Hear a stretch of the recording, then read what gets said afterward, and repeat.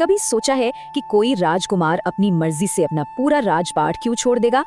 आज हम बात करेंगे महावीर जयंती की और जानेंगे उस राजकुमार की कहानी जिसने शांति की तलाश में सब कुछ पीछे छोड़ दिया। जरा सोचिए, एक शानदार महल, ताकत, हर तरह का ऐशो आराम, और कोई इंसान ये सब अपनी मर्जी से छोड़ दे। यही तो कहानी है महावीर जयंती के दिल में त्याग और खुद की खोज की एक कमाल की यात्रा। तो आखिर महावीर जयंती है क्या? असल में ये जैन धर्म का एक बहुत बड़ा त्योहार है जो भगवान महावीर के जन्म का जश्न है। उन्हें 24वें और आखिरी तीर्थंकर माना जाता है। तीर्थंकर मतलब एक ऐसे गुरु जो दूसरों को मोक्ष का रास्ता दिखाते हैं। और हाँ, उनका बचपन का नाम वर्धमान था। चलिए अब जरा गहराई से समझते हैं कि कैसे राजकुमार वर्धमान भगवान महावीर बने। ये सफर राजमहल से शुरू हुआ और खुद को जानने मतलब आत्मज्ञान की बुलंदियों तक पहुंचा। बात है 599 ईसा पूर्व के आसपास की। आज के बिहार में एक शाही खानदान में वर्धमान का जन्म हुआ।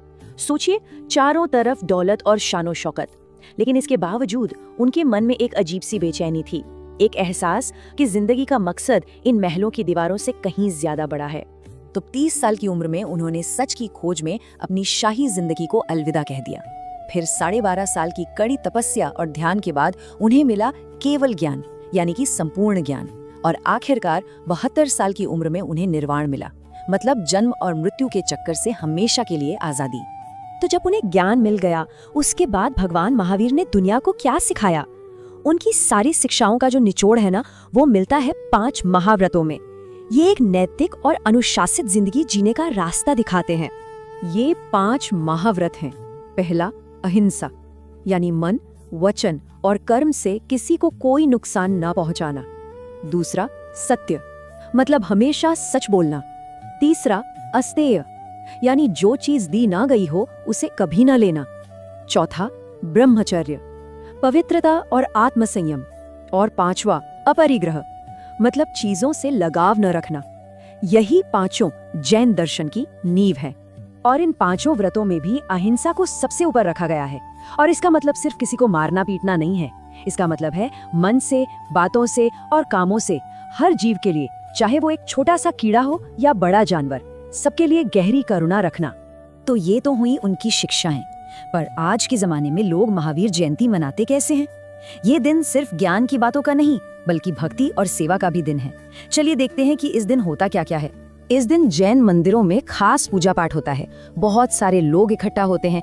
कई जगहों पर तो बड़े बड़े जुलूस भी निकलते हैं, जिनमें झांकियों के जरिए महावीर की शिक्षाओं को दिखाया जाता है। एक बहुत ही खास रस्म होती है जिसे अभिषेक कहते हैं। इसमें भगवान महावीर की मूर्तियों को पवित्र चीजों से स्नान कराया जाता है। ये शुद्धता और भक्ति का प्रतीक है। लेकिन ये त्योहार सिर्फ पूजा पाठ तक ही सीमित नहीं है। महावीर ने जो करुणा की शिक्षा दी, उसे असल जिंदगी में उतारा जाता है। इस दिन दान पुण्य के काम किए जाते हैं, जैसे गरीबों को खाना खिलाना और जरूरतमंदों की मदद करना। तो इन सारी रस्मों और शिक्षाओं का मतलब क्या निकलता है? ये सब एक बहुत गहरे और हमेशा कायम रहने वाले संदेश की तरफ इशारा करते हैं। एक ऐसा संदेश जो आज भी उतना ही जरूरी है जितना सदियों पहले था।